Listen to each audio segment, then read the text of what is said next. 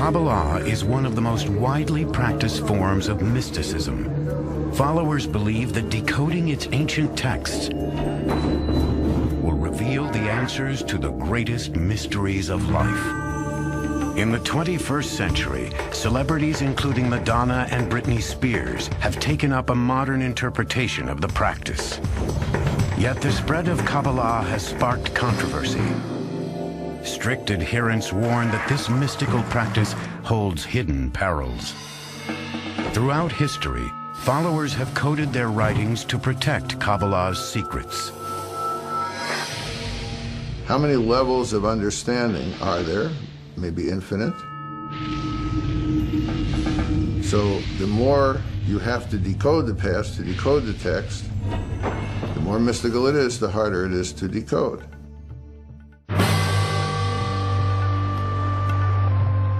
In Babylon, at the beginning of the 6th century BCE, a young Israelite named Ezekiel has a vision. As I looked, behold, a stormy wind came out of the north, and fire flashing forth continually. And in the midst of the fire, there was a throne. Sitting on the throne was a figure that looked like a man. Ezekiel believes he has peered into heaven and seen God seated on his throne. This vision captivates a group of Jewish mystics.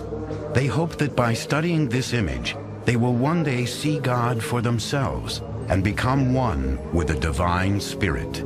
Jews who are seeking a mystical experience will try to reimagine what Ezekiel experienced. So it becomes the model for Jewish mystical ascent, really until the emergence of Kabbalah.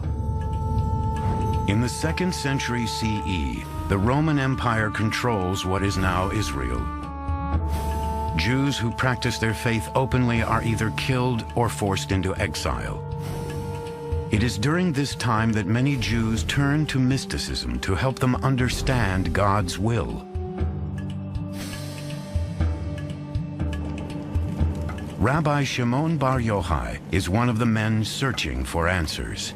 Rabbi Shimon was a great advocate of the people of Israel and taught that Israel has a special intimacy with God.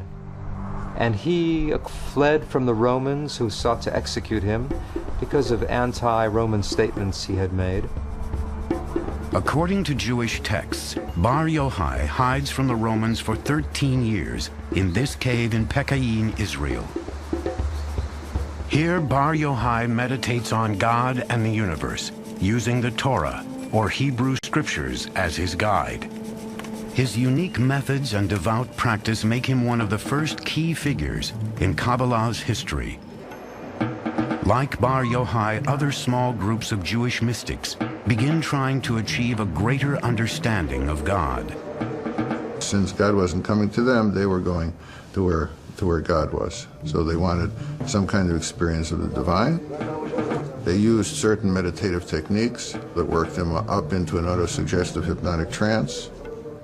Their activities are kept hidden. The mystics warn that this practice is too dangerous for average people to attempt. Ancient legends tell of novices being driven mad, or even dying because they were unprepared for the powerful spiritual forces they had unleashed. If you're not pure enough, if you're not modest enough, then God might not accept you, then God might not let you go through that journey. Through meditation, the mystics believe they have achieved a vision of God like the one experienced by the prophet Ezekiel. In this vision, the entrance to heaven is blocked by a series of gates. The mystics must pass through them before reaching God. The entrances are also guarded by menacing angels who keep the unworthy from heaven. Before the mystics can advance, they have to learn the complicated names of the angels.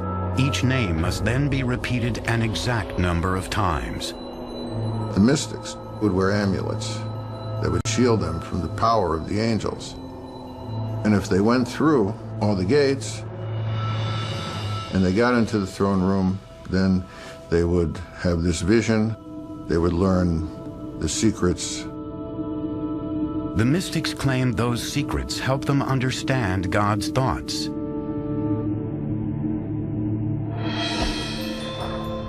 At roughly the same time, unknown mystics recorded a startling concept into an influential book. The text is called the Book of Creation, or the Sefer Yetzirah. It describes how God made the world by using the 22 letters of the Hebrew alphabet. God spoke and said, "Let there be light." So obviously God's speech was the creating agent. Well, what language did God speak? God spoke Hebrew, of course. So the 22 letters of the Hebrew alphabet were the alphabet of creation. What Sefer Yetzirah does is to try to describe how God created the world in more detail than we find in Genesis.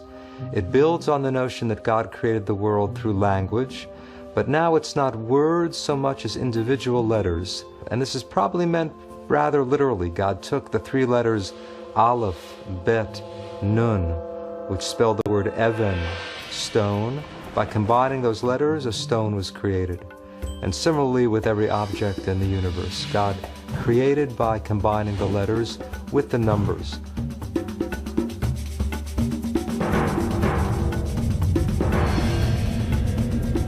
Rabbis believe the teaching of the Sefer Yetzirah are too powerful for ordinary people to experience, and the details of the book are kept hidden. These mystical revelations remain underground for hundreds of years. In the 11th century, the Crusades begin a new wave of anti-Jewish persecution as Christian armies try to reclaim the Holy Land from the Arabs. Fleeing from torture and execution, Jews scatter across Europe and the Middle East, taking their secret traditions into new territories. By the 13th century, the mystical teachings have spread to Jewish communities in what are now Germany, France, and Spain. The term Kabbalah, meaning receiving in Hebrew, now becomes widely used to describe the practice. We're really talking about a small group of Jewish teachers, rabbis, spiritual people who were gathering the earlier traditions, developing techniques of meditation, and reimagining God in some very startling ways.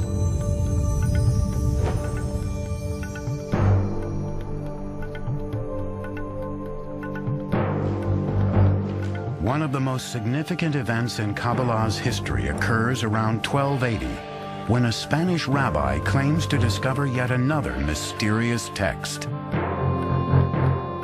This will soon become the single most important book in Kabbalah.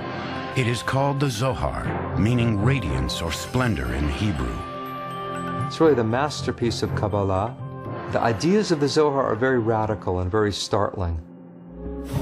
Written mainly in Aramaic, its pages are filled with arcane symbolism and erotic language. By arousal below, there is similarly arousal above. Male and female unite, desire prevails. Worlds are blessed, and above and below are in joy.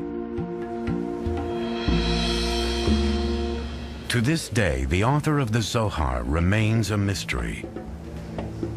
Many Kabbalists believe that Rabbi Shimon Bar Yochai received divine inspiration to write the Zohar while living in a cave during the 2nd century. Others suspect that the manuscript was written 1,000 years later, possibly by a Spanish Kabbalist or even by a group of rabbis. It's in a way written by someone in Aramaic who didn't really know Aramaic that well. And you also strangely find words in medieval Portuguese and Spanish in the Zohar. So the question scholars have been wrestling with for a couple of hundred years now is, who wrote it and how did it come to be? But the greatest mystery of the Zohar lies within its mystical text. You have to work so hard to decipher it, and this is why it's so attractive, because of this beautiful game it plays with you of revealing and hiding. Decoding these complicated passages promises a greater understanding of God and his relationship with humans. The Zohar really sees the Bible as a secret code. Every event in the Zohar, every bit of narrative, every biblical law, is telling something not only about what happens on earth, but about God's inner being. Kabbalists believe that if they can successfully decode the Zohar, they will unlock the mysteries of both heaven and earth. One of these secrets is a startling revelation about God's body and sexuality.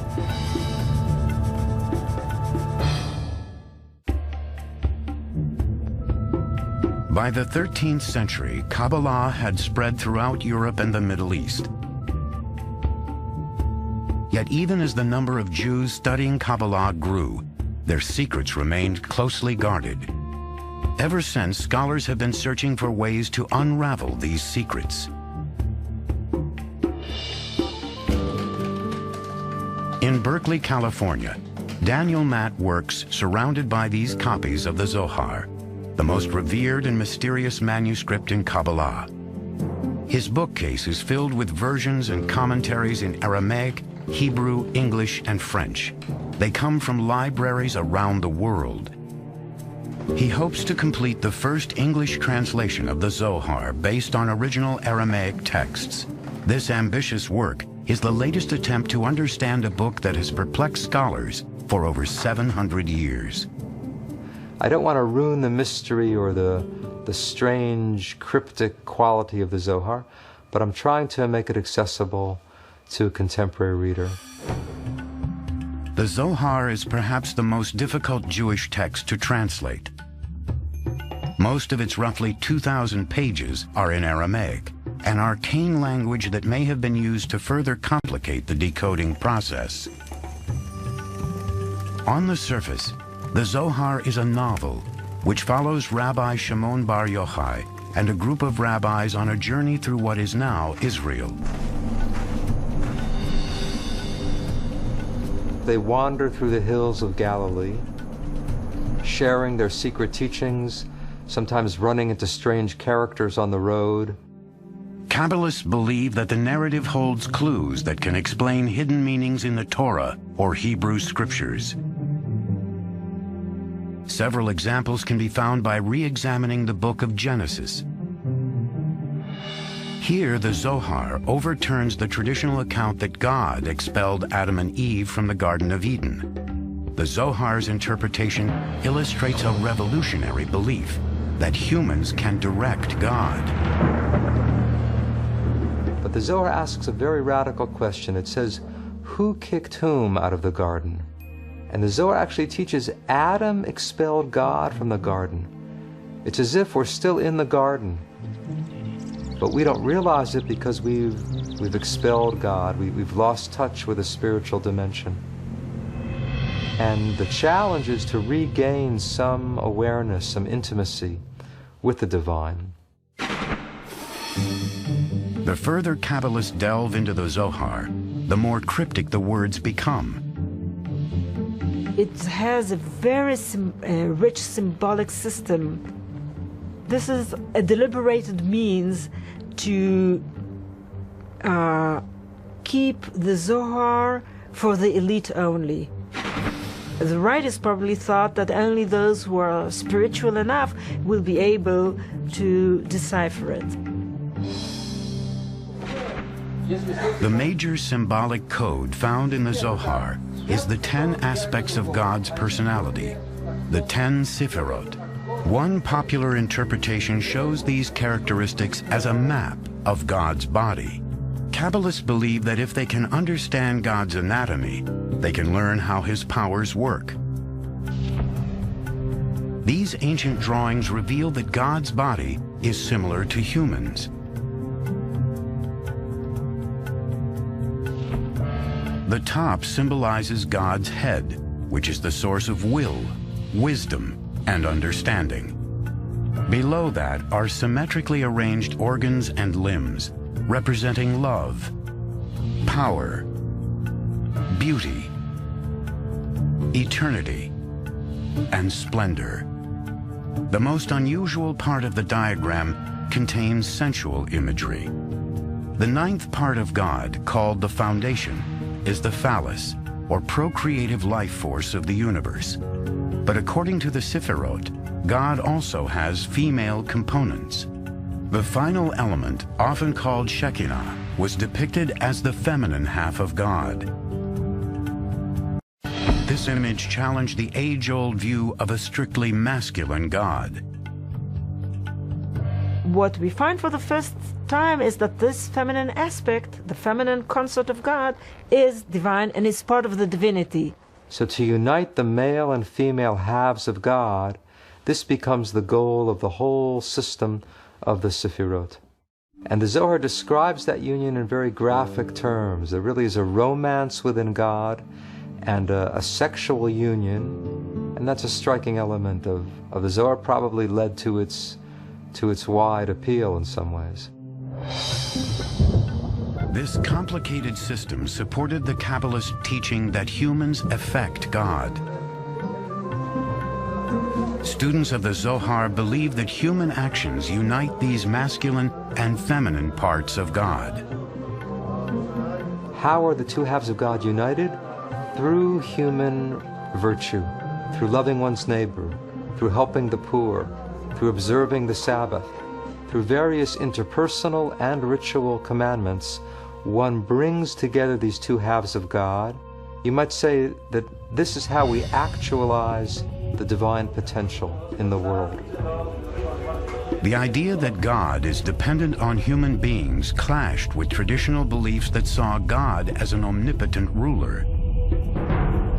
We, and this is, I think, an extraordinary idea of the Kabbalists, we have the ability, through the performance of sacred deeds, to nurture God, to influence God, to affect God, to be able to affect the divine disposition, which then will affect the flow down of divine grace to our world. But in this relationship, human sins create imbalance. In this case, human misdeeds, human unethical conduct, human evil empowers the cosmic evil, or somehow ruins the harmony within God and stimulates evil in the universe. Another revolutionary idea encrypted in the Zohar is that even a seemingly insignificant verse in the Hebrew Scriptures can reveal how God feels and acts. In the Zohar, they read the Bible not only as a story about human beings, what's going on in human affairs, but they also read it on a mystical level as a story about what's going on within the inner life of God. According to the Zohar, biblical characters are often metaphors for God's thoughts and actions. The quality of loving kindness, for instance, came to be associated with Abraham in the Bible. So every reference to Abraham doing something was actually viewed as a reference to the role of loving kindness in the world. The Zohar also examines biblical events for hidden meanings. The flood, according to Kabbalah, is happening now. If you don't know that the flood is still going on, then you're drowning and you don't even know it. So various symbols of chaos and destruction from the Bible were also viewed not in the past tense, but as still unfolding.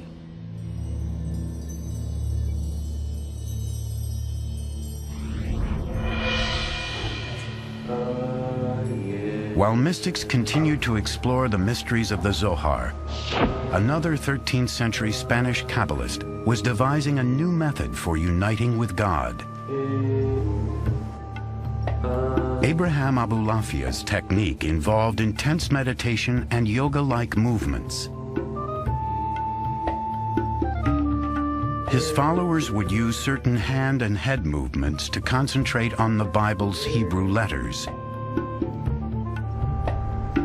The most ancient idea is that God has multiple names, and these names have power. Abulafia wanted to have a reading of the Bible according to which the entire Bible speaks solely about God. by transforming the normal Hebrew nouns and verbs into divine names. One of the divine names Abulafia used was the 72-letter name taken from 3 verses in Exodus. When the letters in the verses were combined according to Abulafia's instructions, they spelled one of God's secret names. Through intense meditation on these letters, Abulafia believed the human mind and God's mind would then unite. Some Kabbalists claim that Moses meditated on this name in order to part the Red Sea.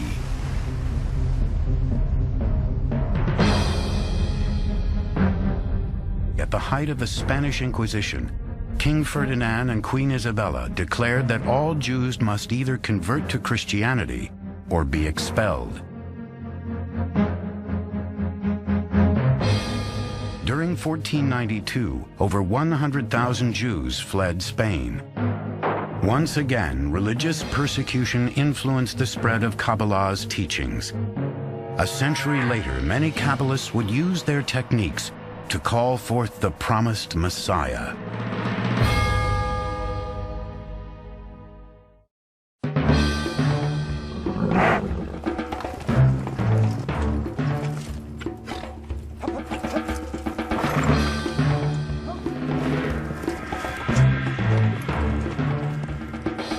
In 1492, the Spanish Inquisition cast tens of thousands of Jews into exile.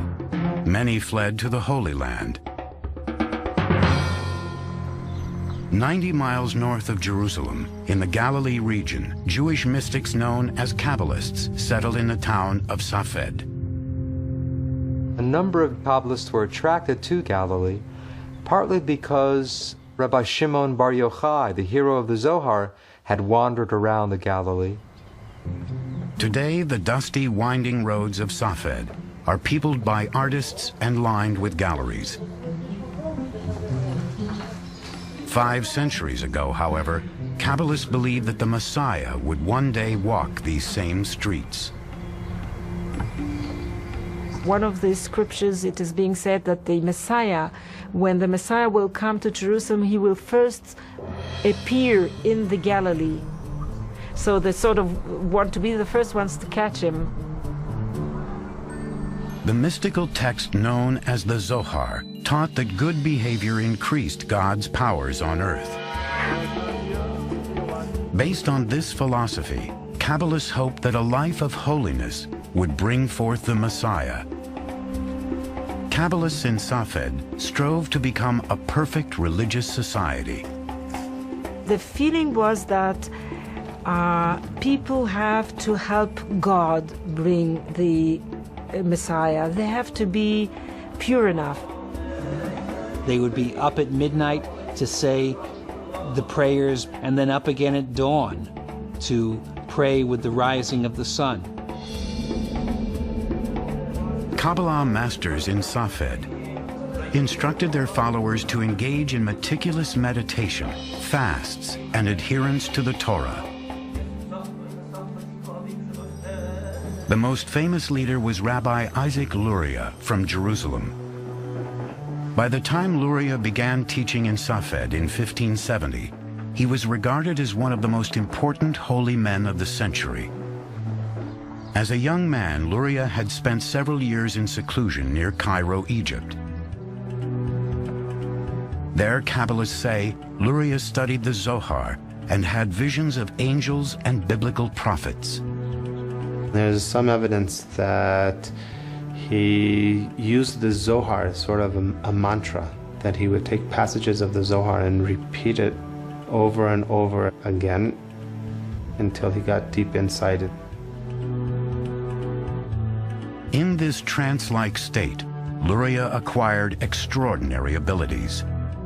Rabbi Isaac Luria, he could look at a person's forehead and read everything about that person, somewhat like reading the palm. He was a healer. He could tell people's past lives and what has to be fixed. Luria believed that understanding a person's prior life would provide insight into their current problems. He taught a theory of reincarnation, in which he claimed that every individual is descended from a certain soul root after Adam and Eve. You're descended from either Cain or Abel, or you're descended from the three sons of Noah, Shem, Ham, and Japhet. So you have at least 5 options, if not more, of a basic soul root, and that soul root determines your essential nature. With Luria's help, many Kabbalists searched for links to their past. These burial sites around Safed took on an important role as Kabbalists tried to find the graves of their previous incarnations. They would take on the soul of the deceased who was lying there and speak with that person's voice. To this day, gravesite rituals and pilgrimages continue around Safed.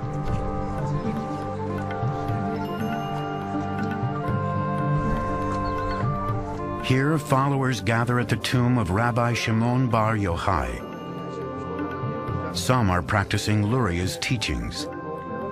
One of Luria's main contributions to Kabbalah was a new concept of creation. The world only exists because God needed somebody to relate to, implying that God has some need for love, for relationship. Luria taught that the first act was not creation, but actually a withdrawal. God withdrew, you might say, in all directions from one central point, creating a kind of vacuum, an empty spot within God. According to Luria, the emptiness gave God room to create the world. God placed vessels in the void and began filling them with divine light, shattering several of the vessels. In this case, the creation of the world and catastrophe are tied together. You can't have creativity without destruction at the same time. Luria explained that sparks from the shattered vessels fell to earth. Everything God created contained one of these divine sparks. According to Luria, humans can reunite these fragments of divine spirit with God through good works. Our deeds can repair the upper world. And when all of those sparks are restored, then you have messianic redemption. In 1572, when Isaac Luria died of the plague, many Kabbalists feared his death was a punishment for revealing forbidden secrets. It's a blow to the expectations of redemption. After Safed sort of fades away gradually until the end of the century.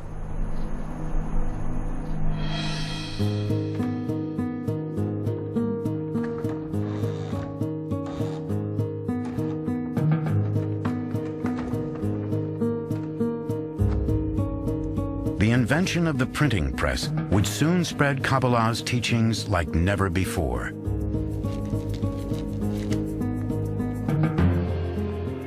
By the time of Luria's death, bound copies of the Zohar, as well as manuscripts written in Safed, were available to the public. Kabbalah seemed to have finally come out of hiding. By the 16th century, Kabbalah's mystical ideas had reached much of the Jewish world. Followers practiced throughout Europe, North Africa, and the Middle East. In the coming century, Kabbalah would spread like religious wildfire, but in the wrong hands, its teachings would have disastrous repercussions.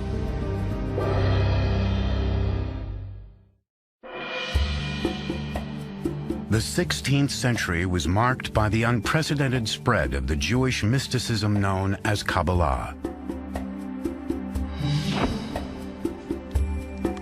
It began when the Zohar and other mystical works were translated into Latin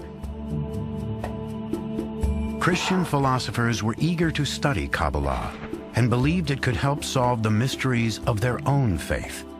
They're very much interested in Kabbalah, especially as the Zohar is perceived as a text that was written more or less in that period of Jesus Christ. Hence, they assume that there is an uncontaminated, pure Judaism of the time of Christ, which entails the truths of Christianity. This belief was the foundation of what is often called Christian Kabbalah. Renaissance thinkers also used Kabbalah to understand the works of Pythagoras and Plato, whose philosophies mirrored aspects of Jewish mysticism. Some scholars claim philosopher Gottfried Leibniz, who invented calculus, and even Isaac Newton studied Kabbalistic ideas. I wouldn't assume that modern science is based on Kabbalah, but certainly the people who created modern science and modern philosophy, there was an interest in Kabbalah. Meanwhile, Kabbalah was also being studied by two men who would unknowingly spark one of the greatest catastrophes in Kabbalah's history. Shabbatai Zvi was born in what is now Izmir, Turkey in 1626. As a young man, Zvi suffered from recurring nightmares about demonic attacks and turned to the Zohar for answers. Shabbatai Tzvi was apparently a very gifted but very troubled young man who had reached a crisis by the age of 40. Scholars now believe Zvi experienced alternating states of deep depression and manic euphoria. The climax came when he staged a mock marriage between himself and a Torah scroll. It was the nature of his affliction to periodically violate the commandments publicly and be thrown out of a community on a wave of scandal. Banished by several Jewish communities in the Ottoman Empire, Zvi fled to Jerusalem, where he wandered through the streets reciting Kabbalistic chants. In 1665, Zvi met Nathan of Gaza, a young man studying Kabbalah. The two spent several weeks together traveling through what is now Israel. In time, Nathan became convinced that Zvi was the Messiah. Nathan proclaimed that the Messiah had appeared. The good news traveled from synagogue to synagogue in the Ottoman Empire and then in Europe. By 1666, the entire Jewish world was captivated by the coming of the Messiah. Shabbatai Tzvi was a manic depressive, but a very charismatic manic depressive, and a lot of people gathered around him. Other people felt that the time was ripe. In fact, this might be what we've been waiting for.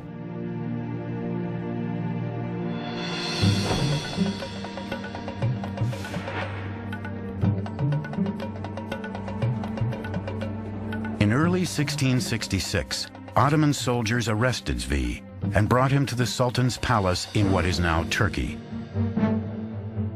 The Sultan sentenced Zvi to death for creating a public frenzy. The Turkish Sultan gave him an offer you can't refuse, namely convert to Islam or I'll cut your head off, because if you are the Messiah and I cut your head off, you'll be able to put it back. Now, if Shabbatai Tzvi had been willing to have been martyred, this might have created another phenomenon such as Jesus. Here's the Messiah dying for his faith. But Shabbatai Tzvi took the easy way out and converted to Islam. When Zvi emerged from the palace a Muslim, a handful of supporters followed his example and converted to Islam. But the vast majority of Jews were outraged. Jews accused Kabbalists of heresy and blamed Kabbalah for leading them astray. I would say that one of the major effects he had was convincing people that mysticism was bad stuff, that mysticism was dangerous, that mysticism led to all kinds of terrible things.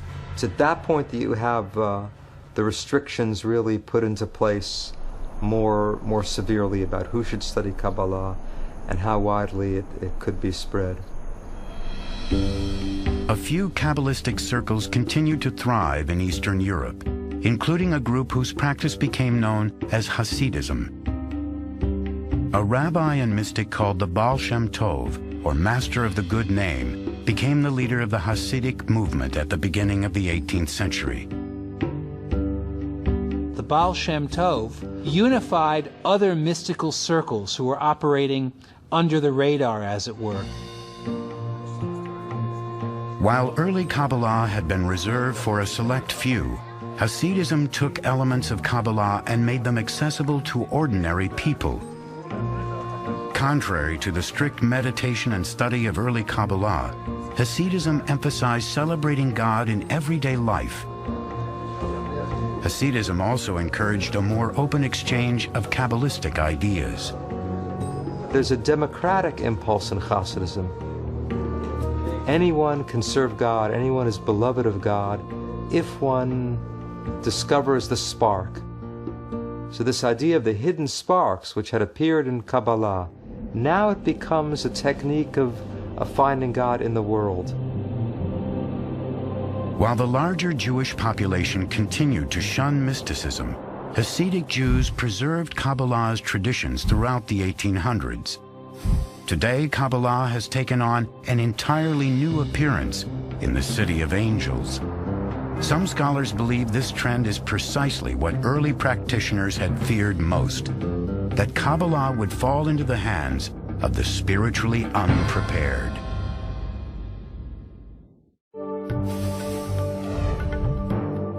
Kabbalah achieved widespread popularity for the first time in the late 1600s.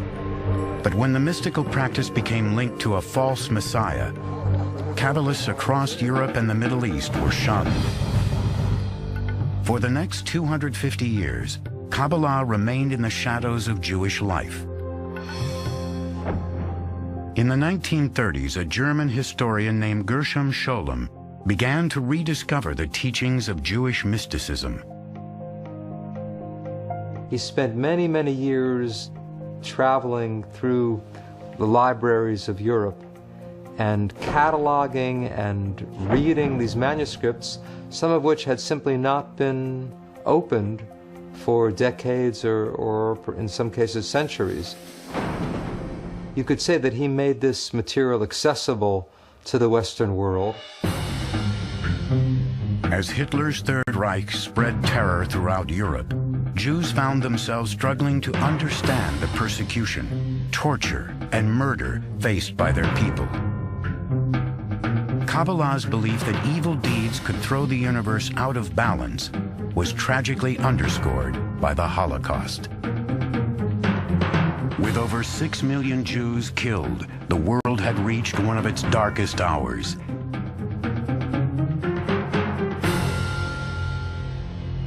Yet Jews and Kabbalists were also hopeful that the world could be repaired. At times of crisis, at times of suffering, when people are trying to satisfy their own need for order and meaning and fulfillment, mysticism can provide some of the answer to that.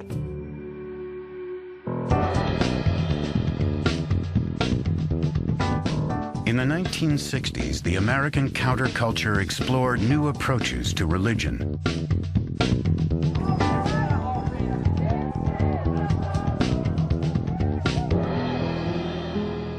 One of those spiritual seekers was Philip Berg, a rabbi from New York. In the late 1960s, Berg traveled to Israel, where he delved into Kabbalah's teachings. Berg soon devoted himself to studying the ancient practice. His goal was to share Kabbalah with the masses.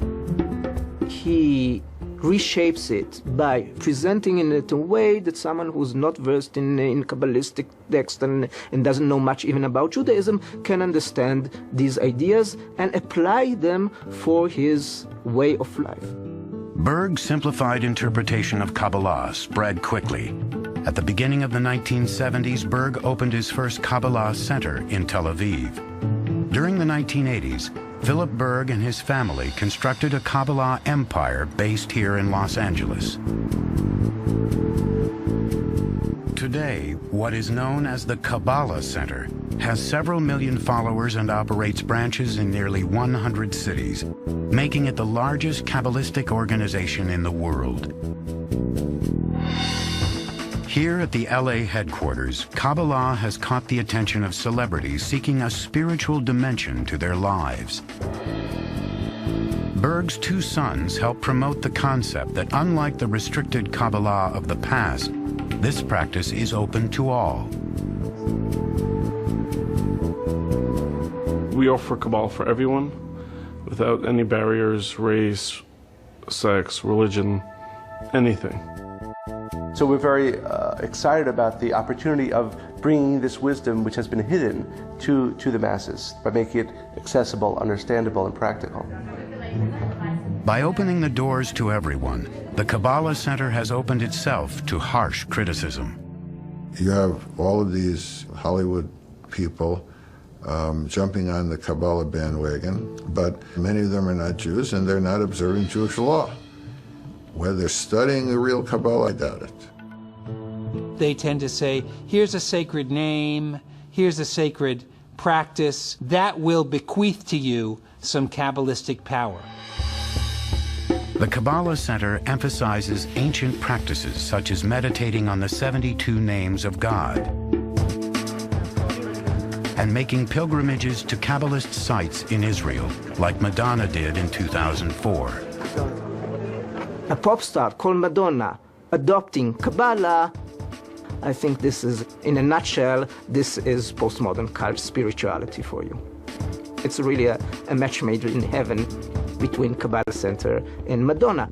Wearing religious objects is also popular, such as tying a red string around the wrist to ward off evil forces.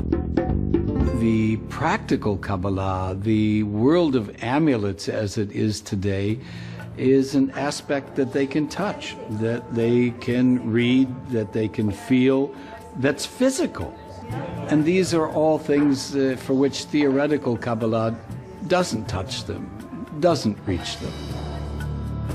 New Kabbalah is study Kabbalah not in order to understand the universe, the secrets of the universe, but in order to find a practical way of making your life better.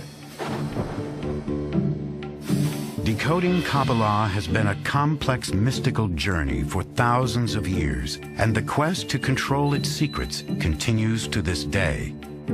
I think there is a struggle of possession of Kabbalistic knowledge. Who's in the possession of interpreting it and explaining its worth and significance to the modern world?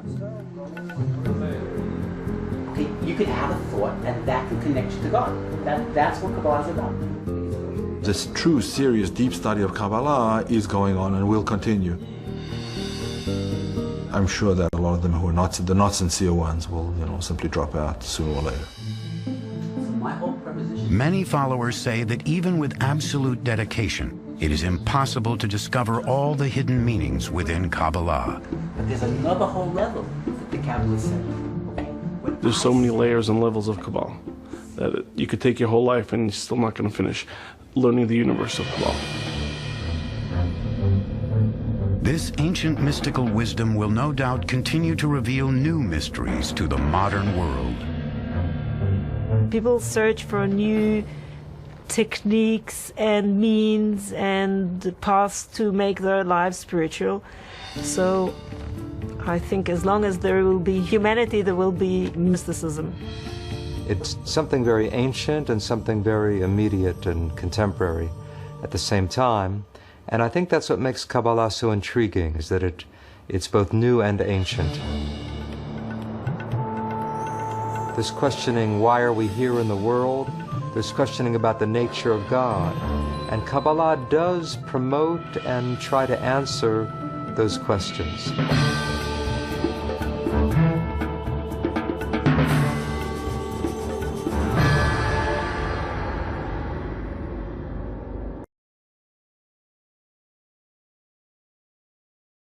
The entire oral tradition was not written down. The oral tradition was given to Moses at the same time that he was given the tablets and given the written Torah, the 5 books of Moses. He was also given an oral tradition at that time, and that was also handed down for many, many centuries. In fact, until the 2nd century, it was handed down, and then it was handed down orally, with people making notes and things like that, but there was no formal written oral tradition. But because of the persecutions they were suffering under the Romans and the fear that much of the oral tradition was going to be lost, so some of the sages, under the leadership and guidance of Rabbi Judah the Prince, Rabbi Yehuda Nasi, wrote down the Mishnah, which is the basic kernel of the Talmud. And at the same time, more or less, the Kabbalah was written down in the form of the Zohar, and several other Kabbalistic works as well at the same time, more or less at the same time.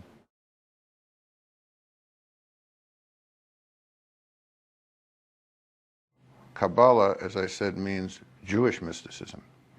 So it's important not only to put the accent on mysticism, it's important to put the accent also on Jewish. In other words, that Kabbalah is a mystical tradition coming out of Judaism, and therefore is an inextricable part of the Jewish religious tradition, meaning its theology, its laws, its rituals, its holiday observances, and you cannot detach Kabbalah from Judaism. It would be like having a premise without a conclusion, which is a fallacy. And I say this because many people today are maintaining, and you see advertisements for courses today in Kabbalah, where they say, well, this has nothing to do with Judaism. It's impossible to have Jewish mysticism without Judaism. So Kabbalah is the mystical tradition of Judaism.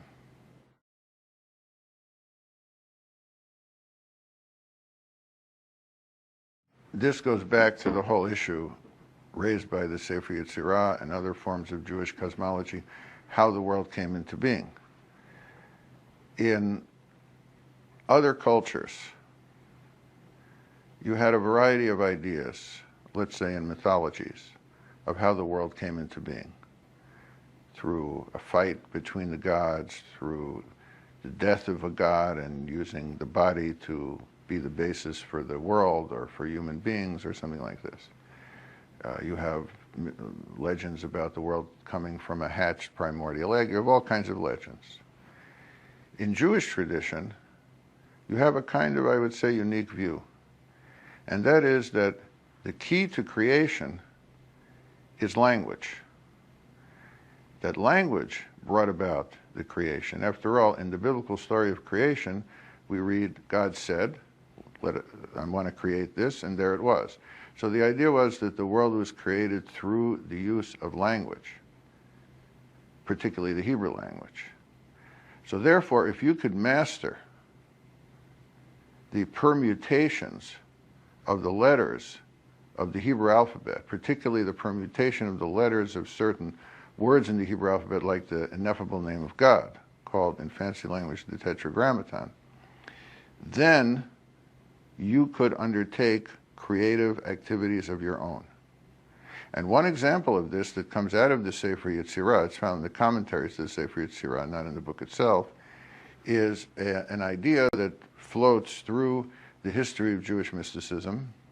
It's found in many novels today even, and that is the idea of what's called the golem, namely the creation of artificial life through the manipulation of certain letters of the Hebrew alphabet as the key to creation.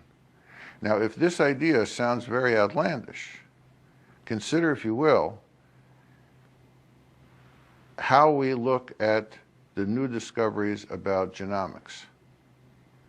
The genome is presented as being represented, the 4 nucleotides of which we're all composed are represented by 4 letters, GATC, and the combination and recombination of those letters leads us to knowledge, hopefully, of how to cure disease and even how to create life. This is essentially the exact same idea as you find in the commentaries to the Sefer Yetzirah and in certain Jewish mystical texts. So the idea was that, yes, the Sefer Yetzirah was used to create things if you mastered the techniques that the commentaries explain as being implicit within this very short treatise, the Book of Formation, or the Sefer Yetzirah.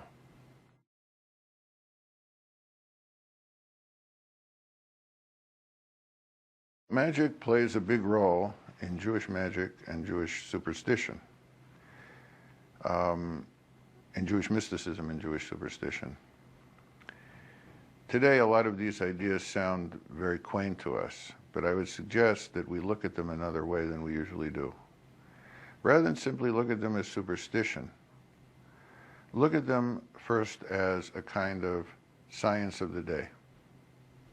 In other words, they used, let's say, certain potions and certain charms and certain behavior because it worked in the past. So it was the kind of science of the day. They didn't have the technology we did, but they knew that if you did certain things, certain other things weren't going to happen, usually certain bad things. Secondly, they viewed the world as being populated by demons, by malevolent, invisible forces.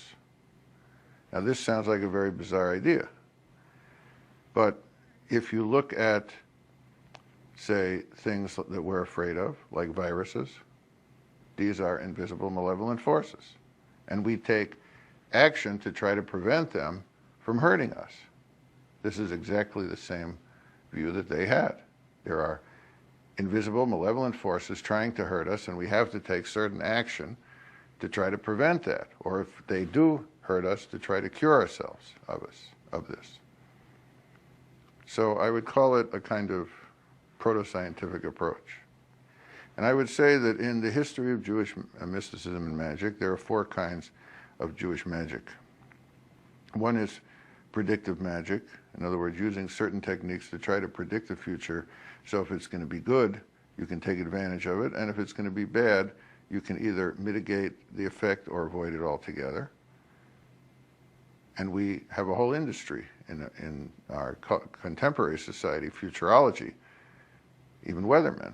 They're ultra and stock market analysts. Everybody's trying to predict the future for the same reasons that they were. Then you have preventative magic, using certain techniques to try to prevent certain things from happening to you. An amulet can be used in this regard. It tries to keep certain evil forces away from you.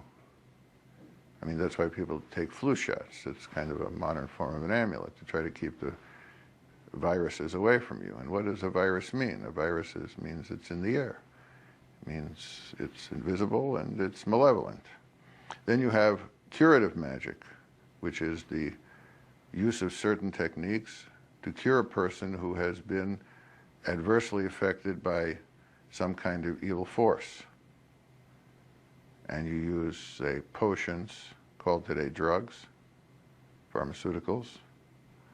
You use charms, spells, amulets, folk medicine. Some of it not very unlike what we're using today. And then you have creative magic, the most prominent example being the creation of artificial life, usually formed around the legend of the golem. So I would say that you have all of this kind of magic within Jewish folklore and within Jewish mysticism. And in Jewish mysticism, you also have the idea of what they call the drawing down of the divine flow, called in Hebrew the Shefa, the divine influx. In other words, there's good stuff up there, there's divine energy up there, and you want to draw it down to help you achieve your most material goals. In other words, the most spiritual thing in the universe, the flow of divine grace, if it's brought down to our world and channeled in the right direction,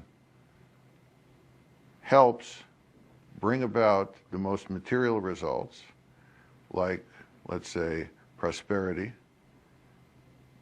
fertility, safety, and the fulfillment of the creature needs.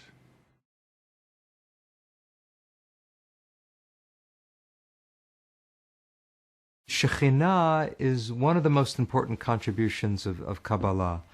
It balances the patriarchal view of God. Right? God is described predominantly, almost exclusively, in masculine terms. In most of Western religious literature, God is seen as the king, as the judge, as the ruler, as the warrior.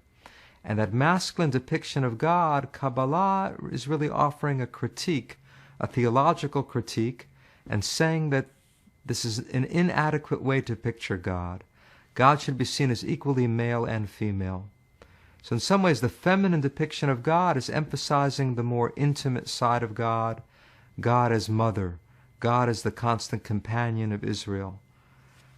The other amazing thing about Shekhinah is that in some ways it's a recovery, a rediscovery of the ancient goddess. Of course, if we go back to the ancient Near East, we have many goddesses, Anat, Asherah, Astarte, just to speak of the Canaanite forms of the goddess. And we find in the Bible a very strong criticism of Canaanite fertility worship. The prophets are railing against the people because some of them are attracted to the Canaanite goddesses. But we know that there were Israelites who worshiped the goddess. There were even Israelites who tried to combine worship of the goddess with worship of the Hebrew God. For example, archaeologists have found material on which is written to Yud-He-Vav-He and his Asherah, to God and his goddess. Now the Bible condemns this kind of syncretism, this combining of monotheism with paganism. And in later Judaism, you find hardly any references to the goddess. And yet in Kabbalah, the goddess re-emerges. You might say that the goddess has now been made kosher. And that, I think, is a startling development. It shows that the feminine depiction of God had a strong hold on people and answered a deep, basic human need for God to be intimate and accessible and not just the ruler in heaven.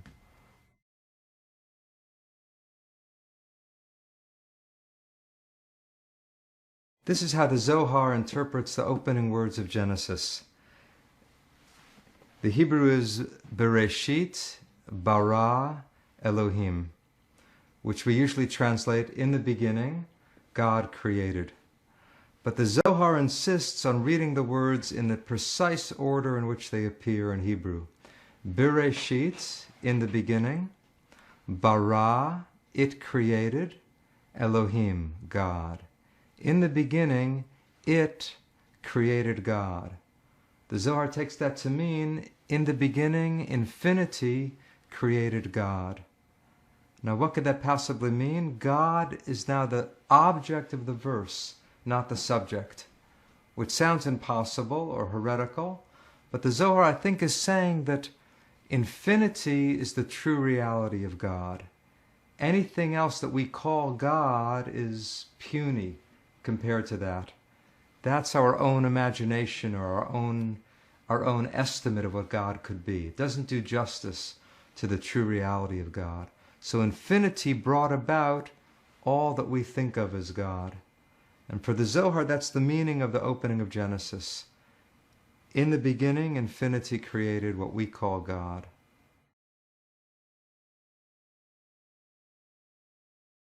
Well, the first thing to understand is that the Zohar is very concerned with Jewish practice. And the first set of secrets that it's concerned with are the secrets of why you do certain things the way you do them. Why you leave 3 little hairs sticking up from the base of your phylacteries, of your tefillin. Why you pour off a few drops of wine every time you recite the 10 plagues at the Passover Seder. Small, inexplicable things are explained by the Zohar as having deeper meanings. In fact, both of those things that I mentioned are sacrifices to the demonic forces. The demonic forces, the forces of evil, want their piece of the pie. They want to dip their beaks in the religious practice, so to speak, and you give them a little something. When the Zohar presents its view of underlying reality, it definitely says that evil is to some degree separate from God. The forces of evil can work for God. They can be God's employees. They can also be simply obstructions, leftover materials from creation, like tripping over a beam or a brick on a building site. Something got left around and it served as an obstruction. But certainly there are forces of evil that are slightly different, and they do mischief.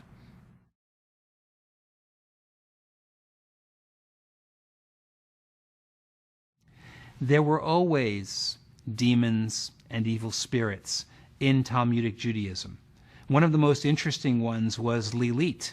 Lilith was, according to the one rabbinic reading of the Bible, Adam's first wife. That is to say, the rabbis taught, the woman in Genesis 1 is not the same woman in Genesis 2. The woman in Genesis 1 is Lilith. The woman in Genesis 2 is Eve. Eve is not the same as Lilith. Lilith left Adam, got tired of him, and went off to become the queen of the demonesses. She is the queen of nocturnal emission and crib death. And as a popular amulet, there are amulets sold to protect infants from Lilith. She's also become a feminist icon in liberal Judaism, which is an odd thing. You can walk down the streets of a Jewish neighborhood, walk into a conservative temple and find a copy of Lilith magazine, which is the magazine of Jewish feminism, and then you can walk across the street to a Jewish bookstore in Los Angeles and St. Louis, wherever, and buy an amulet to put in your child's crib to protect them from Lilith.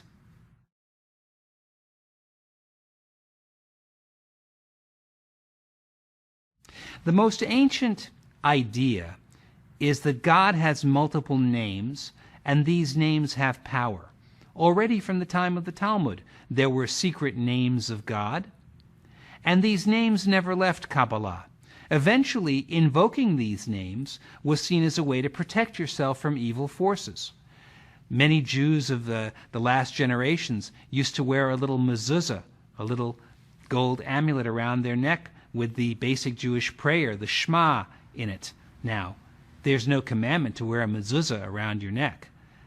What it is, in prior generations, they had worn amulets around their necks to protect them, to gain a spouse for them, to protect them from disease, to ward off evil. These amulets were based in sacred names.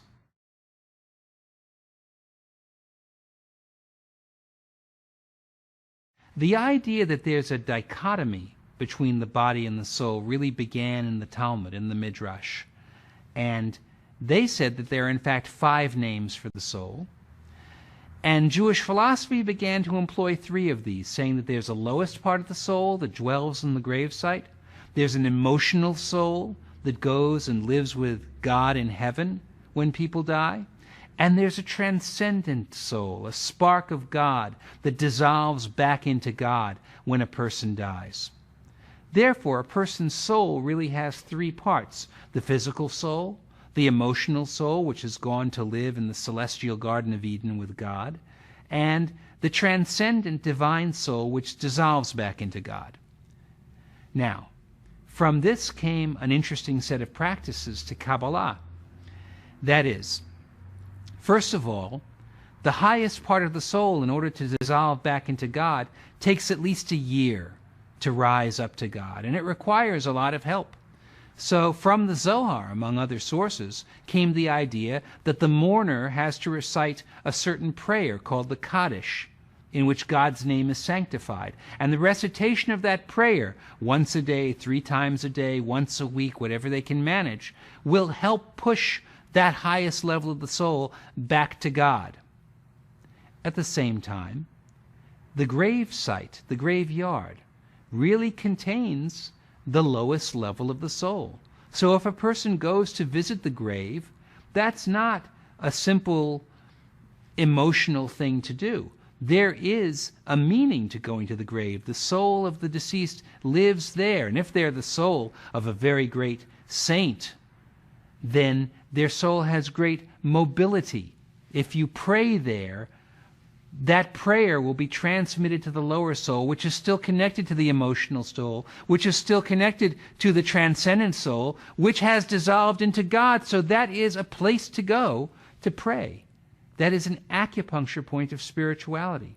Or if you have a deceased relative, somebody who cared about you, an elderly grandparent, let's say, and you pray at their grave, they will take the trouble to communicate that message to God. So graveyards became positive places to the mystics, particularly in Tzfat.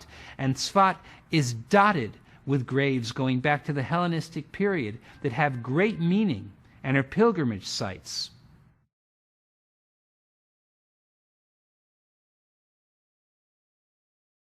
One of the great Tzfat rituals was the rite, the cult, shall I say, of the Shekhinah and the cult of the divine marriage.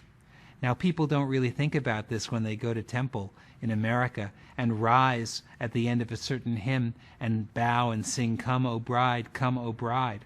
But in fact, the Tzfat Kabbalists viewed the Friday night service and meal as a wedding feast, when the divine parts of God above unified with the earthly feminine aspect of God in the world, the Shekhinah, and they had sexual union on Friday night. And this has survived into general Jewish practice to this day.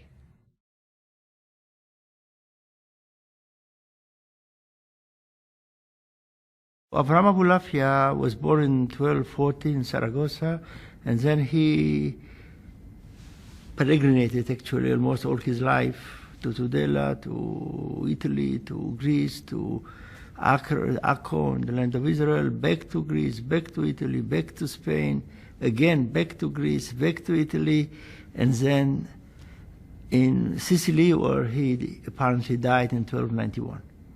So that's a very intense, what's called an itinerant scholar or an errant scholar. He did it because he was in search for other types of knowledge than regular. I mean, he moved from one center of culture to another and attempted to absorb and to offer synthesis between different forms of knowledge he learned. Basically, he started as a philosopher, and then he started to study Kabbalah, and he offered a synthesis between Jewish philosophy, what's called Maimonides, and between Hasidei Ashkenaz, Elazar of Worms, which is much more magical, much more linguistically oriented. So he started with the Greek form of knowledge, Maimonidean philosophy, which is basically Aristotle, and then he combined it with a theory which is totally different, which has to do with the power of language, which is rejected by Maimonides, rejected by Aristotle. So he offered a powerful synthesis between two forms of Jewish culture. The Andalusian one, Maimonides, and the German one, which is Hasidei Ashkenaz. So that, the broader picture is that two cultures, totally different, in clash, were brought together by someone who studied both of them in his youth, and around the age of 31 he came with a synthesis, which he attempted to disseminate in all the southern part of Europe. He did it because he believed that he is a prophet. That's the way to achieve prophecy, and he believed that he is a prophet, and even more so because he believed that he is the Messiah. So it was part of his messianic enterprise, which means that he believed that messianism is not just someone coming and bringing the Jews out of exile to a certain place. Hardly he believed it. He believed that messianism is teaching people how to rescue themselves from their body, from their exile in the matter, in the body, which that is for him real redemption. So for him, the theories that I'm going to elaborate about are not just mystical techniques. They are ways to reach ecstasy, which he calls prophecy, which is a redemptive experience. So he believes that if he's going to teach all the people in the world, Jews or non-Jews, he is going to be the Messiah. He will save them. That doesn't mean it's going to happen in the same year. That is maybe an accumulative process. But for him, that was messianism. So his assumption is that he can bring together the idea of intellectual perfection from Maimonides with a technique, how to achieve it instantly from Elazar of Worms. That's why he wrote commentaries on Maimonides' book.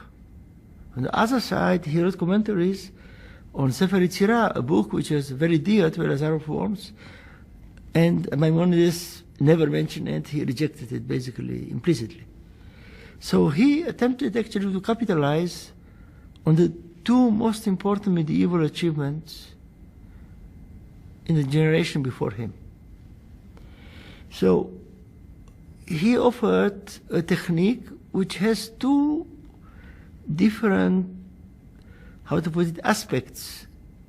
One is how, by combining letters, someone is deconstructing the normal consciousness, and in such a way he is able to open his consciousness to another form of experience, which means that by reciting letters of the divine name and letters of the Hebrew alphabet, which are meaningless, someone is in a way deconstructing the notions he believes in or his worldview.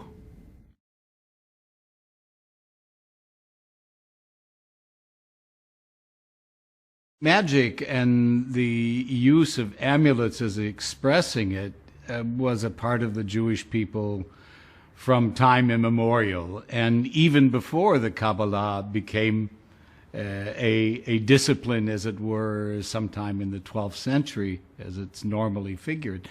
It's dealt with in the Talmud, and we have documentation from the Cairo Geniza of earlier documents having to do with magic.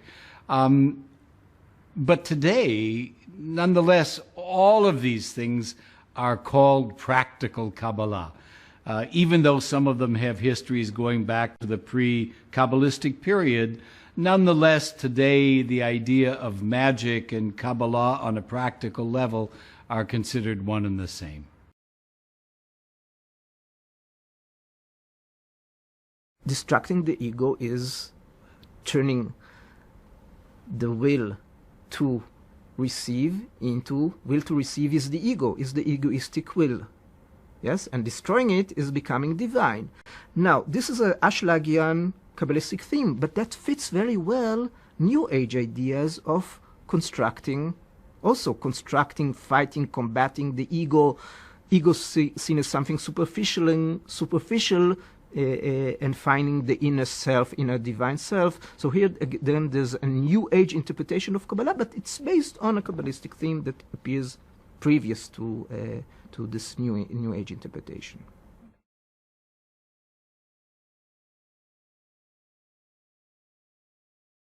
Kabbalah Center annoys almost everyone.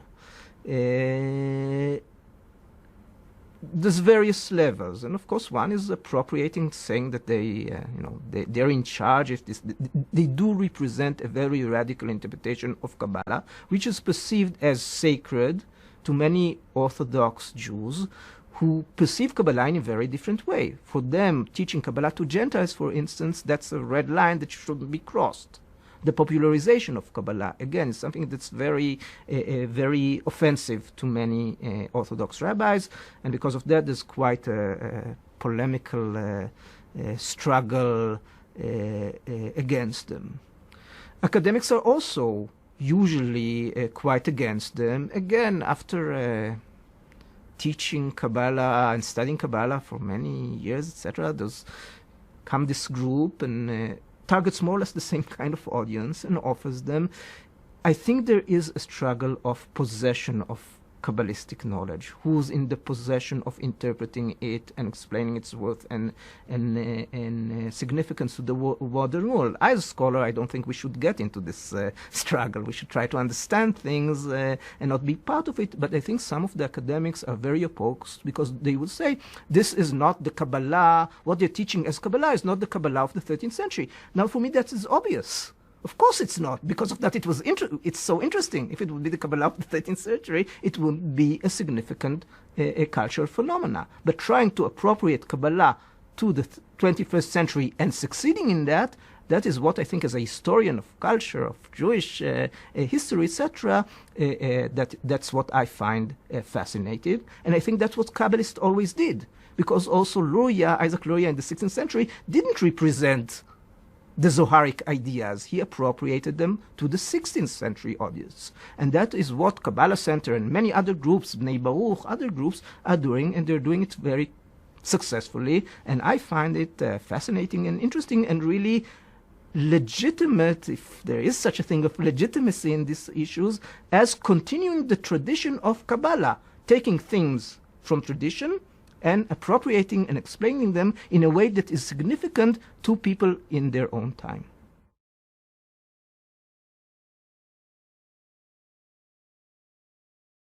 The text starts by stating that God created the world with 32 paths of wisdom. Mm-hmm. And the 32 paths are defined as 10 sephirot, associated with numbers, and 22 Hebrew letters. And 10 sephirot in the text are explained as the past and the future. That's the time dimension. The space dimension has 6 directions: east, west, north, south, up and down. And then the spiritual human mind-body dimension is good and evil, how we choose between good and evil. So that's the 10. And then there's 22 Hebrew letters that are divided into 3 groups: 3 mother letters, 7 double letters, and 12 simple letters. And these numbers 3, 7, and 12 are explained in terms of time and space and that spiritual human dimension.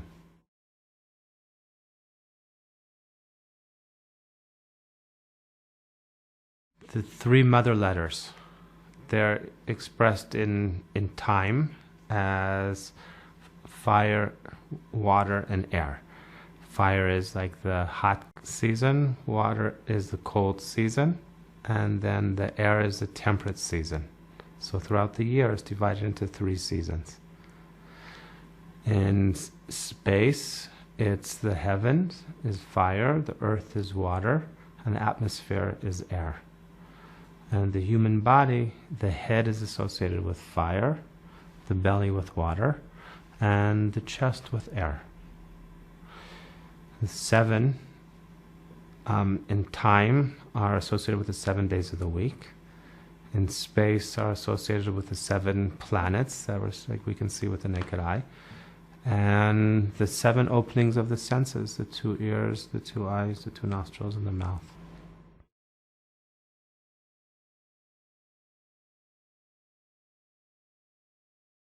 A lot of Kabbalah has to do with the messianic idea. And the Zohar speaks about the messianic era as taking place in the end of the 6th millennium, preparing for the 7th millennium.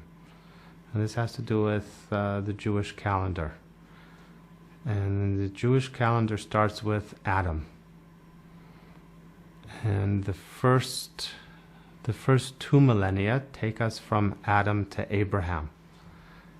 According to the Jewish calendar, Abraham was born in 1948 of the Jewish calendar. And then the 3rd millennia and the 4th millennia was the time that the Torah, the books of the Old Testament were formed, and also the Talmud.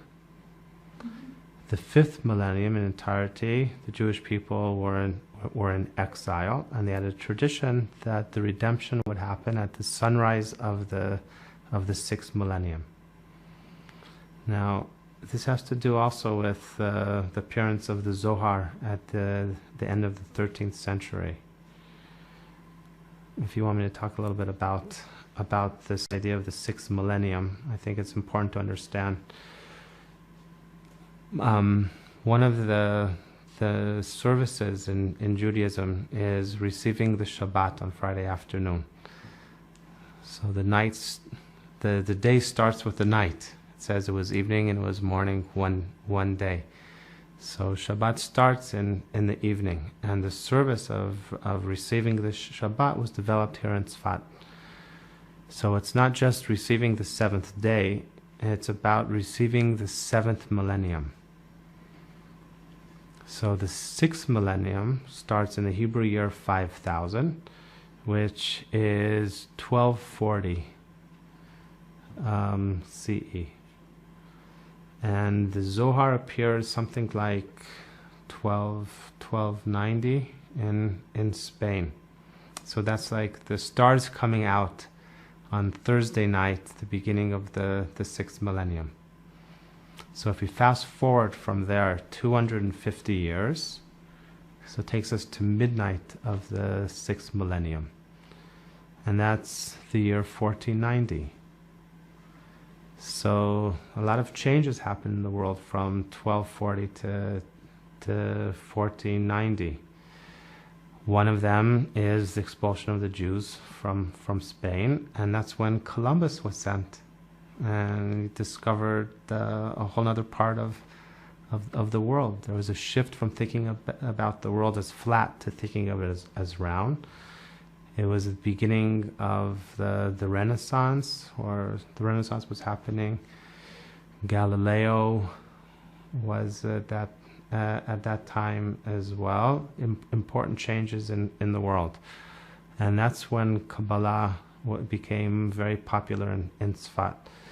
The Zohar was first published in the middle of the 16th century. So the Kabbalists in Tzfat had not just manuscripts available, but actual printed texts.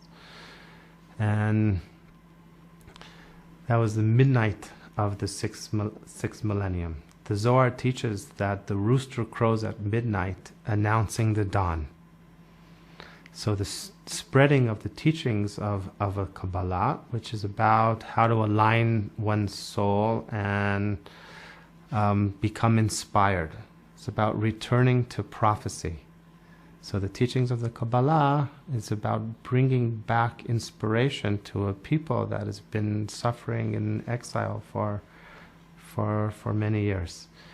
So the spreading of the teachings was about to prepare for the Messianic era.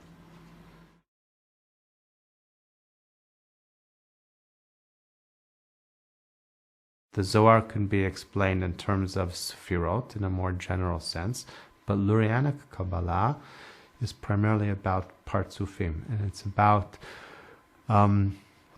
using the metaphor of family as for Tikkun Olam, repairing the world. The idea is that if we see God in our own image, and just like we are both masculine and feminine, young and old, so we see God in Kabbalah, there's visions of God in Kabbalah as both young and old, both masculine and feminine. And just like the dynamics that we have with our family, sometimes they're broken and sometimes we repair.